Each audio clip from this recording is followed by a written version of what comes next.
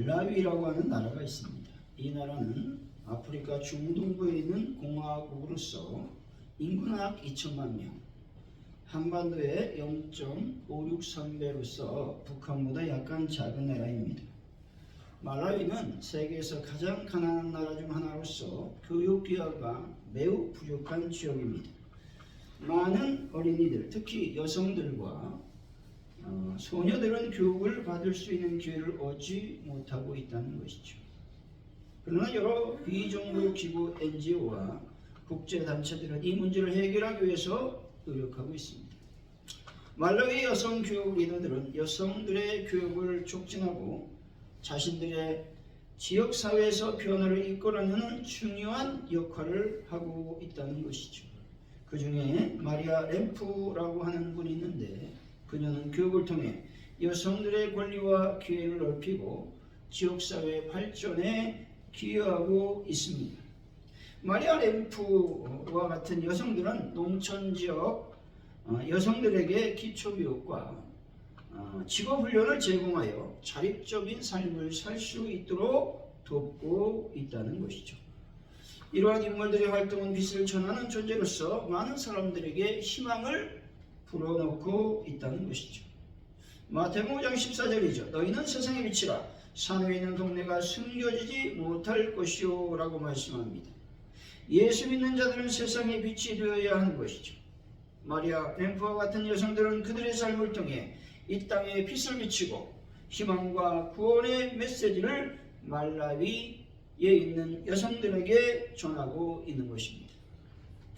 이와 같은 여성들은 자신의 삶을 통해 하나님을 찬양하는 삶을 살고 사람들에게 교육의 빛을 비추며 가난과 절망을 넘어서는 희망을 전하는 일에 헌신하고 있는 것입니다. 그들의 삶은 빛을 전하는 사명을 다하는 예수님의 제자로서의 완벽한 모범을 보여주고 있다는 것이죠. 마태복음 5장 16절입니다. 이같이 너희 빛이 사람 앞에 비추게 하여 그들로 너희 착한 행실을 보고 하늘에 계신 너희 아버지께 영광을 돌리게 하라 말씀합니다. 여기서 빛이라고 하는 것은 예수 그리스도를 상징합니다. 또한 이 빛은 하나님의 임재와 은혜를 상징하는 말로 해석할 수도 있습니다. 예수 그리스도를 믿는 성도들은 예수님의 빛을 행실로 나타내야 되는데 그 행실이 착하게 드러나야 한다는 것입니다. 이 빛이 예수 그리스도가 내면에 비추게 되면 어두운 곳에 숨겨졌던 나의 쓴뿌리와 또 옛자가 드러나게 되는 것입니다. 옛자와 옛습관이 십자가로 죽기 때문에 하나님을 섬기는 자들은 빛으로서 착한 행실로서의 섬김과 헌신을 하게 되는 것입니다. 여러분, 예수님을 믿는 성도들은 빛의 삶을 살아야 됨을 믿으시고 빛의 삶을 살아가는 귀한 분들이 되시기를 바랍니다. 그래야 하나님께 영광을 돌릴 수 있다라는 것입니다. 우리들은 그리스도인의 삶을 통해 영적인 빛을 세상에 전하는 삶을 살아야 되는 것입니다. 사랑하는 성도 여러분, 예수 그리스도의 생명의 빛을 받아 여러분들도 착한 행실로 예수의 빛을 비추는 귀한 분들이 되시기를 예수 이름으로 간절히 축원드립니다. 오늘의 본문은 히스기야 시대에 아수르 군대가 예루살렘을 포위하였다가 하나님의 역사로 인하여 패전한 사실을 배경으로 하고 있는 본문입니다. 구체적으로 살펴보면 1절은 새 노래로 여호와를 찬양하도록 초대하고 있습니다. 왜냐하면 하나님이 기이한 일들을 행하셨기 때문이라는 것입니다. 2절 3절은 과거 이스라엘에게 행하신 여호와의 구원의 사역을 말씀하고 있는 것이죠. 4절에서 8절은 온 땅을 향하여 여호와를 즐겁게 찬양할 것을 다시 한번 촉구하고 있는 것입니다. 9절의 말씀은 하나님께서 미래에 온 세상에 행하실 종말론적 심판을 내다보면서 하나님의 공의가 그 백성의 찬양의 핵심적인 근거가 됨을 말씀하고 있는 것입니다. 오늘 말씀을 통해서 생명의 빛이신 그리스도라는 제목으로 예수님은 어떤 분이시오? 그 예수님을 믿는 우리들 성도들은 어떤 삶을 살아야 되는지 하나님의 은혜를 나누도록 하겠습니다. 예수님은 과연 어떤 분이시겠습니까? 첫째로 예수님은 새 노래로 찬양을 받으실 분이심을 믿으시기 바랍니다. 1절 2절 한번 읽어봅니다. 시작. 새 노래로 여호와께 찬송하라. 그의 오른손과 거룩한 발로 자기를 위하여 구원을 베푸셨음이라. 아멘. 여기서 새 노래는 새로운 이름으로 새로운 마음으로 부르는 노래를 말하는 것이죠. 요한계시록 5장 9절 상반절입니다. 그들이 새 노래를 불러 이르되 말씀하죠. 여기서 새 노래는 언제 구원받은 성도만이 부를 수 있는 노래를 말하고 있습니다. 인간의 마음은 만물보다 거짓되고 심히 부패해서 선한 것이라고는 도무지 찾을 수가 없었습니다. 그런데 하나님은 우리를 죄에서 구원하시고 우리 안에 정한 마음을 창조하셨다는 것이죠.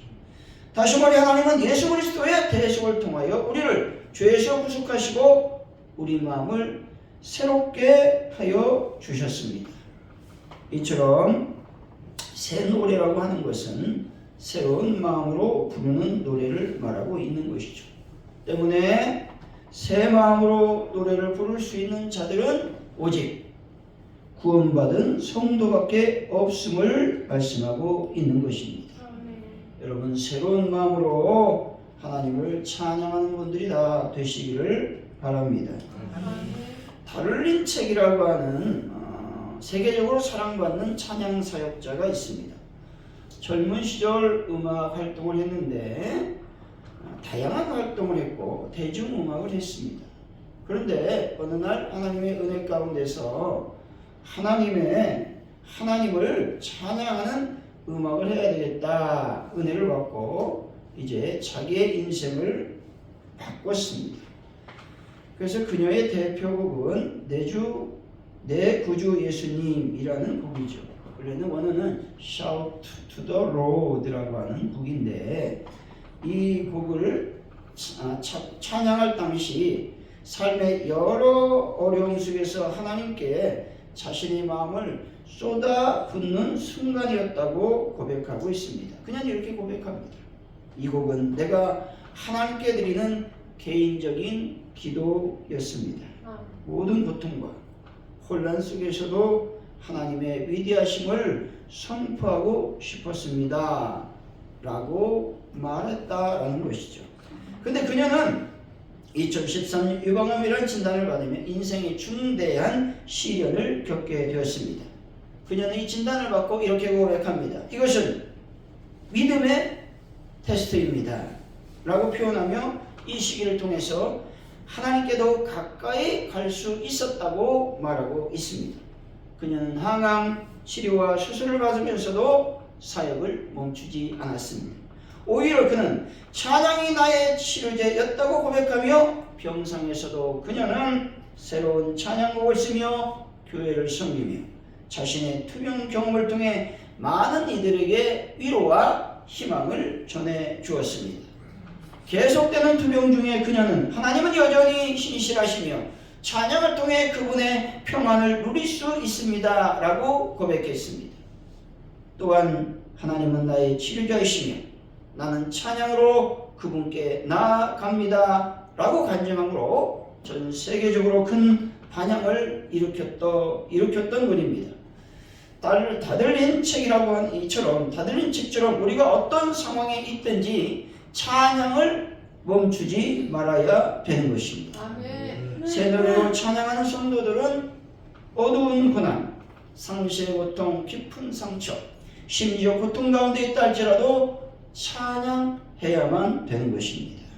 여러분, 하나님은 우리의 육체적 연약함 속에서도 우리의 영혼을 회복시키신 분이심을 믿는 분들이 되시기를 바랍니다. 아멘. 이렇게 새 노래로 여호와를 찬양하는 자들에게 하나님은 구원을 베풀어 주실 것입니다. 왜냐하면 하나님은 당신의 이름을 위하여 그렇게 하신다 말씀하고 있는 겁니다. 여기서 자기를 위하여 라는 말은 자기 이름을 위하여 또 하나님의 이름의 영광을 위하여 라고 하는 말입니다. 왜 하나님께서 열방 가운데 이스라엘을 구원하여 주셨겠습니까? 왜 하나님께서 죄 가운데 죽을 수밖에 없는 우리들을 구원해 주셨겠습니까? 그것은 바로 하나님의 이름의 영광을 위한 것임을 믿으시기 바랍니다. 아멘. 민수기 14장 16절에 여호와가 이 백성에게 주기로 맹세한 땅에 인도할 능력이 없었으므로 광야에서 죽였다 하리다 말씀합니다. 이 말은 어떤 배경을 갖고 있습니까? 가나안 땅에 정탐을 보냈습니다. 그랬을 때 12명이 돌아와서 보고를 합니다. 근데 10명은 어떻게 해요? 사실을 얘기하지만 자신이 할 수 없다고, 결코 하나님이 도와줄 수 없다고 악평했다라는 것이죠. 2명만이 아니다, 하나님이 우리를 도우시니 올라가면 반드시 가나안 땅을 하나님이 허락해 주실 것이다. 갈렙과 여호수아만 믿음의 보고를 했다는 것이죠. 그럴 때 이스라엘 백성들이 어떻게 합니까? 2명을 따라가는 것이 아니라 10명의 말을 따라감으로 슬퍼하며 애통하며 밤새 통곡했습니다. 그리고 모세와 아론을 원망하며 하나님께 불평을 쏟아 놓았습니다. 그때 어떤 일이 벌어집니까? 이스라엘 백성들이 모세와 아론, 여호수아와 칼렙을 돌로 치려하니 하나님께서 구름으로, 회막의 구름으로 가득 임재하심으로 그것을 막으면서 분노하시는 것입니다. 내가 이스라엘 백성들을 반드시 멸할 것이다, 다 죽여 없앨 것이다 라고 분노했을 때에 모세가 중보 기도하는 내용이 제가 읽은 말씀인 것이죠. 이스라엘 백성들이 광야에서 모두 죽었다면 이방 나라들은 하나님께서 그를 죽였다라고 말하게 될 것입니다 라는 것이죠. 다시 말해 하나님의 이름으로 일컬어지는 이 백성이 구원을 받지 못하고 역사 속에서 사라지고 만다면 그것은 곧 하나님이 자기 백성을 구원할 능력이 없으신 분으로 말하게 될 것입니다. 이렇게 말하고 있는 것입니다. 하나님의 크신 능력으로 하나님의 이름의 영광 때문에 구원받은 성도들은 하나님의 영광을 위해 살아야 될 줄로 믿습니다. 매일 자신 스스로에게 질문을 던져야 되는 것이죠. 과연 나는 하나님의 영광을 위해 살고 있는가? 라고 말입니다. 하나님의 영광은 생각하지 않고 내 유익, 또 내 자존심, 내 어떤 것들 등이 모든 것이 중심이 되어 하나님의 영광을 가리는 말을, 또 가리는 일을 서슴없이 할 때는 없었는가 자문해 보아야 되는 것입니다. 사랑하는 성도 여러분, 나의 작은 행동 하나하나, 언어 하나하나, 마음 씀씀이 하나하나 하나님께 영광을 돌리며 새 노래로 하나님을 찬양하는 분들이 다 되시기를 예수 이름으로 간절히 축원드립니다. 예수님 과연 어떤 분이시겠습니까? 둘째, 예수님은 인자와 진실함으로 백성을 구원하시는 분이십니다. 2절이죠. 한번 읽어봅니다. 시작. 여호와께서 그의 구원을 알게 하시며 그의 공의를 불사람들께서 명백히 나타내셨도다. 아멘.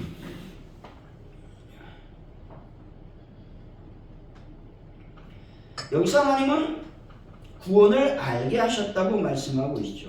다시 말해서 실제적으로 구원해 주심으로 말미암아 구원이 무엇인지 확실히 알게 되었다라는 말씀입니다. 여기서 알았다라는 말은 지식적인 알미 아니라 실제로 구원을 체험한 것에 대한 근거, 그 근거에 대한 것을 알았다라는 의미가 있습니다. 의가 나타났다라는 말은 하나님의 공의가 실현되게 되면 성도들에게는 구원의 은총이 임하게 될 것이다 라는 의미가 있습니다.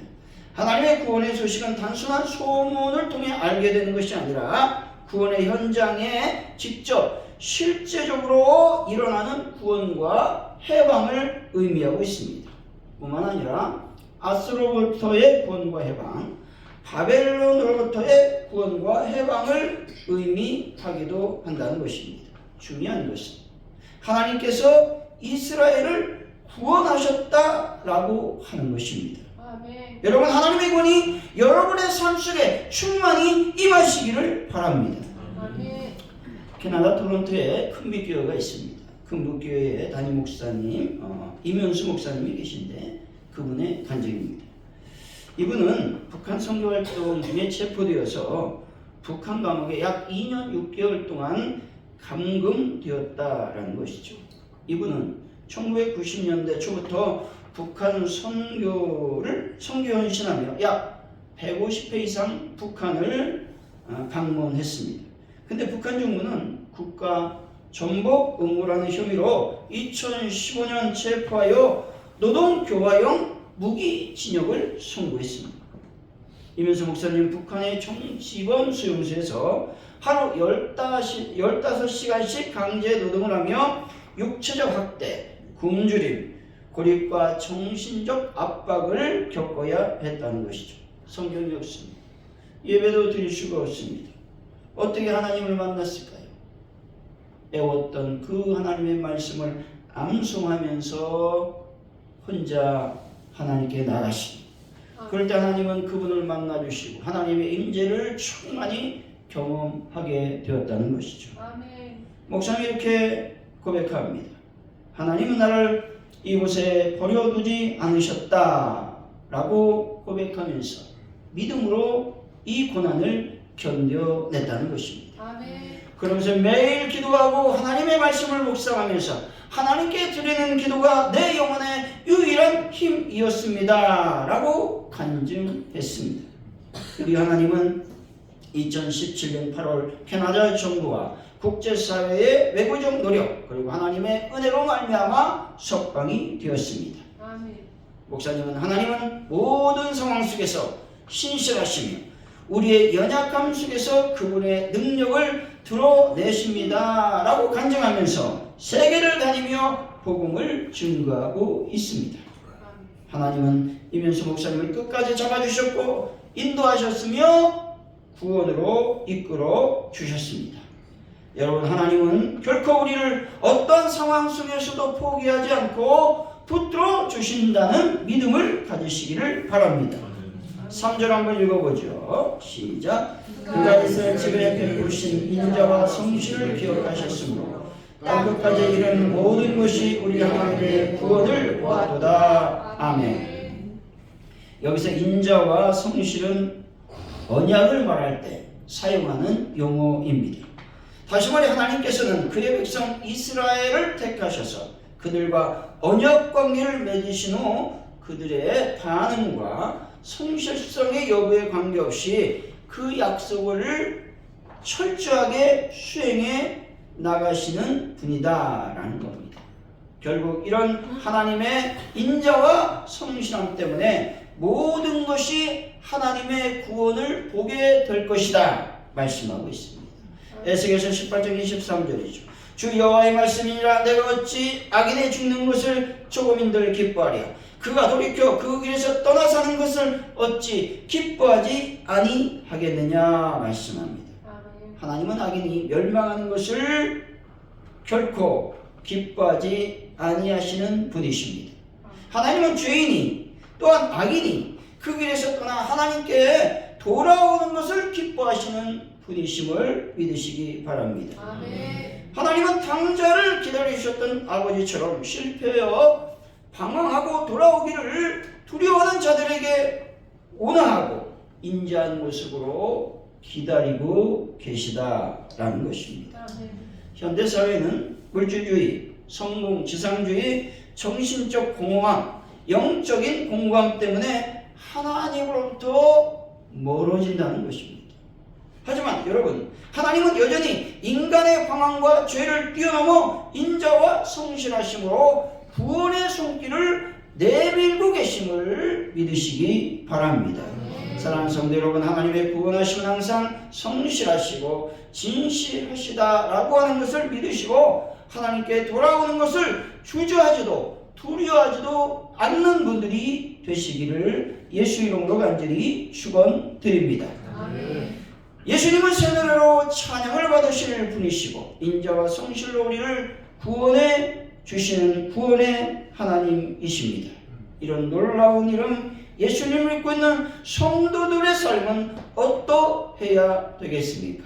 먼저 성도들은 하나님을 찬양하는 일을 결코 잊어서는 안 될 것입니다.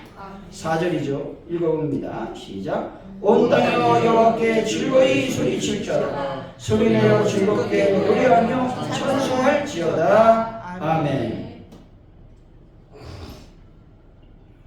여기서 온 땅은 모든 사람을 포함한 만물을 의미하고 있습니다.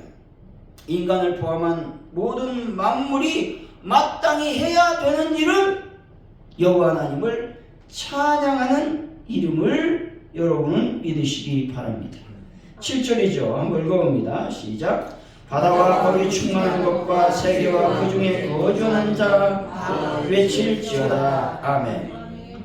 바다와 거기 충만한 것과 세계가 모두 온 땅에 포함되는 말이죠. 이것들 역시 하나님을 찬양해야만 된다고 선포하고 있는 것입니다. 8절입니다. 한번 읽어봅니다. 시작. 여호와 앞에서 큰 물은 박수 칠지어다. 산악이 함께 즐겁게 노래할지어다. 아멘. 큰 물과 산악이 모두 온 땅에 포함되고 있는 단어입니다. 바다에서 출렁이는 그 바다의 모습, 금물이 찰싹거리는 그 모습, 높은 산악이 하늘로 쭉 뻗어있는 모습 등을 보면서 하나님의 신묘막측하심을 찬양해야만 되는 것입니다. 여러분, 하나님께서 창조하신 피조물로서 모두 박수를 치시고 외치며 소리질러 하나님을 찬양하는 분들이 되시기를 바랍니다.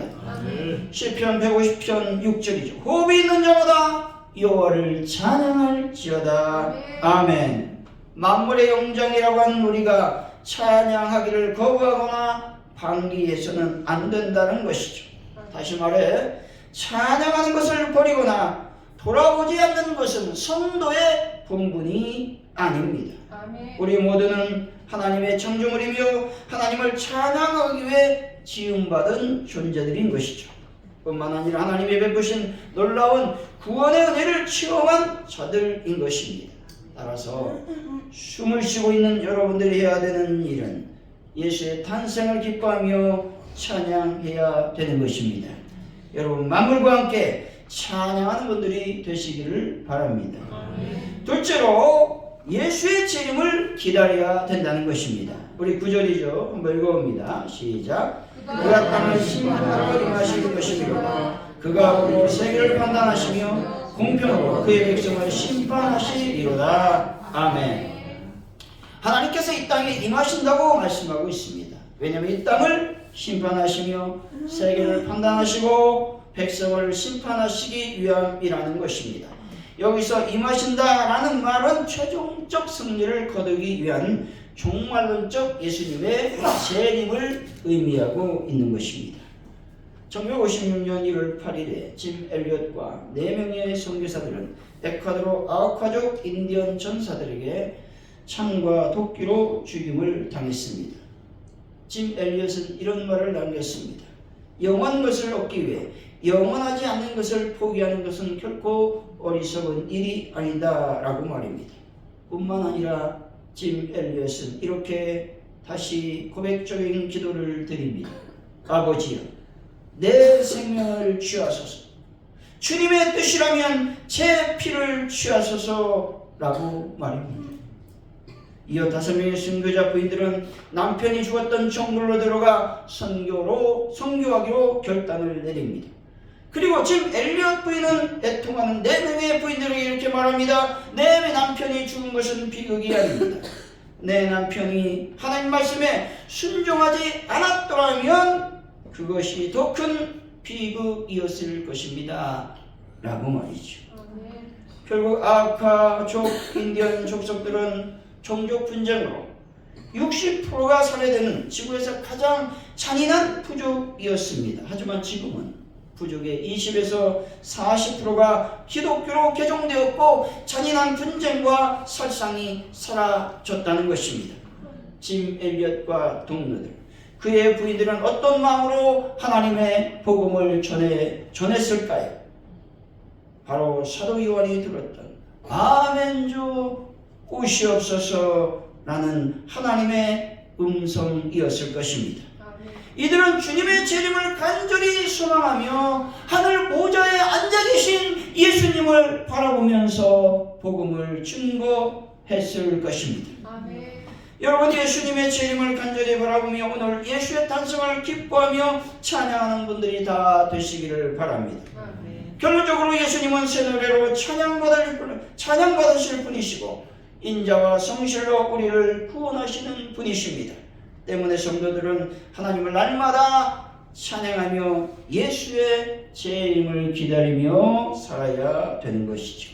아멘. 사랑하는 성도 여러분, 나를 구원하신 하나님의 은혜를 날마다 찬양하며 주의 재림을 간절히 사모하면서 예수의 복음을 증가하는 귀한 분들이 다 되시기를 예수 이름으로 간절히 축원드립니다. 아멘. 기도합니다.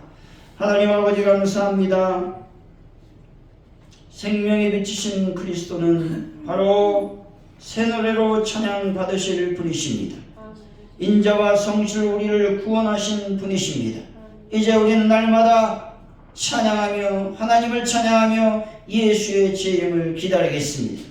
그냥 기다리는 것이 아니라 예수의 복음을 증거하며 기다리겠습니다. 하나님 영광받아 주옵소서. 예수님의 이름으로 기도하옵나이다. 아멘.